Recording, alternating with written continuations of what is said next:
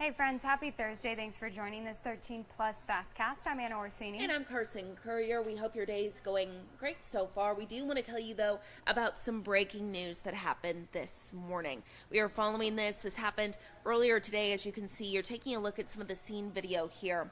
Multiple police agencies responded to a trooper-involved shooting on Kolb, south of I-10.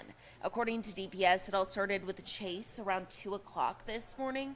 We're told both the trooper and the suspect were not hurt. The suspect, though, is in custody this morning. This is a story we'll continue to follow for you throughout the day, bring you all of the very latest, both on air and online.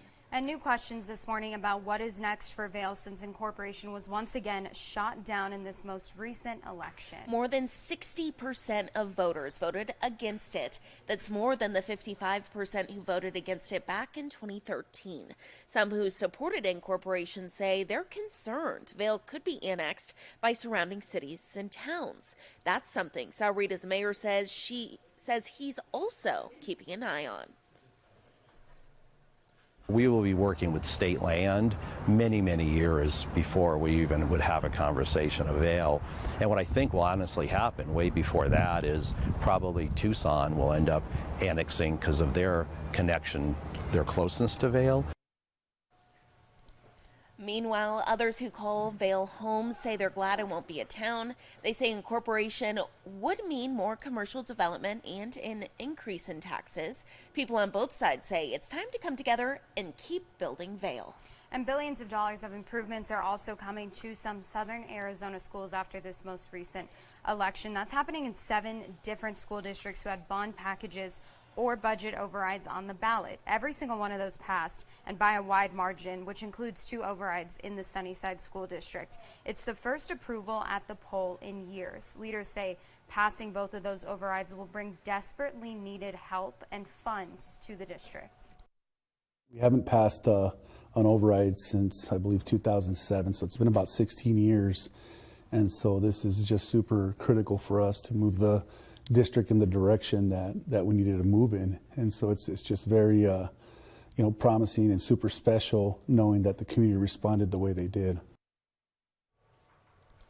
He says money from both propositions will help modernize older facilities, replace old buses, and also retain teachers. Both propositions are in place for the next 7 years. It'll bring in about $15 million a year. The money will come from increased property taxes. And it's hard to believe this. I know we were just talking about it. It's been 5 years since that fire in Northern California. A lot of us know it as the Camp Fire, which just destroyed Paradise. 85 people died. More than 18,000 buildings were destroyed, including, of course, people's homes. Just absolute devastation. Yeah, it's the deadliest wildfire that's ever been in California. In fact, a couple who lost everything that day is now happy to call southern Arizona their home. Ashley Bowerman shares their story. This was our house in Paradise. Paradise was home for Randall and Linda Dighton for 4 years. Both natives of California, they moved to the quaint town to be closer to Linda's mother and sister. And I treasure those 4 years that we had together. Linda's 85-year-old mother, Eva Holt, lived in a retirement home about 1.5 miles up the road from them. Pretty lady, very warm and friendly. That's a good photo of her. But everything would change for the family on the morning of November 8th, 2018, when the Dightons received an urgent call from a friend. And he said, get your go bags, pack your car, get out of town. There's a fire down in the Feather River Canyon, and it is headed straight for Paradise, and it's moving rapidly. Without hesitation, they packed their car with the few belongings they could grab. By that time, we could see the smoke and feel the flames and the sparks coming off the trees. Eva had just called from her retirement home asking to be picked up because the facility did not have enough vehicles to evacuate everyone. Before they hit the road to get her, they made a quick stop at their neighbor's house and urged them to evacuate, but they refused. So that held us up probably 2 minutes trying to get to my mom up the hill. The couple then drove to pick up Eva, but the 2 roads leading to her were blocked. Emergency crews, fire, and debris blocking the paths. flames and fire all in front of us, and we could tell there were vehicles there in the flames. So before the traffic could pile up behind us, we determined we needed to turn around very quickly and try and go back the other way to get down the hill. There was no way we could get to my mother. They made it down the hill to the neighboring town of Oroville when they spotted a 14-seater bus from Eva's retirement home, but no Eva inside. They later discovered she and a friend hitched a ride in a woman's truck. The truck got stuck in a traffic jam due to a fallen tree that was blocking the road. The truck caught fire, and Eva was unable to escape. The fire from the back of the truck exploded into the cab of the pickup. So she said my mom was screaming, and but they couldn't get to her. She was reaching in to try and to help my mom out, who was already on fire, and she said she burnt her arms terribly trying to get to her, but it was too late. 3 weeks after the fire, the Dightons were able to go back and see what was left of their home. That's when they discovered paradise was lost. Even though we heard about what to expect, just road upon road of wreckage, it looked like an atomic bomb had gone off. The total devastation of everything. Once insurance settled, they bought a home in Saddlebrook. They've lived here now 3.5 years, and they say the community has embraced them, and it's what's kept them going through the grief. They love us, they hug us, and let us know that if there's anything that we need, they're there for us, and they are there for us. Yeah. Community, that's the answer. Now, also this morning, we are learning more about a girl across the country, a teenager who is taking the time to honor the life of K9 Kenzo. If you guys remember, last month, Kenzo was actually killed. He was a K9 for the Pima County Sheriff's Department. And as you can see, Morgan, she is running on the other side of the country to honor Kenzo's memory in a very special way. She was carrying a flag and a picture of Kenzo while being escorted by first responders, including 3 police departments and a fire station. Morgan is with a group called Running for Heroes K9.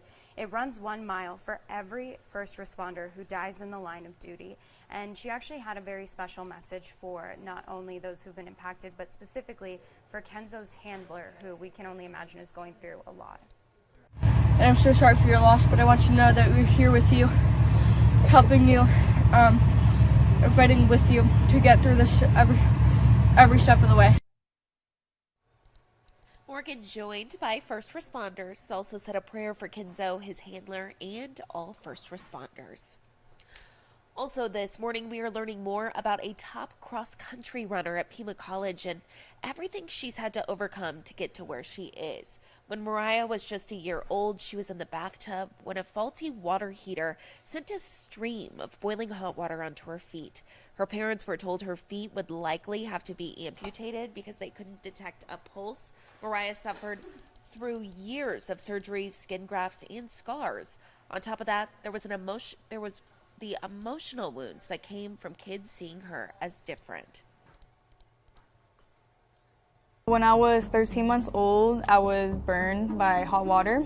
I had someone stomp on my feet. I had people calling me names. I would always have socks on. If I was wearing sandals, I had socks on. You know, I hid it. After the surgery, something just sparked in me, and I changed from having been told that I was going to have my feet amputated to falling in love with running to getting all these medals to getting an offer to Pima. Something's meant to happen here.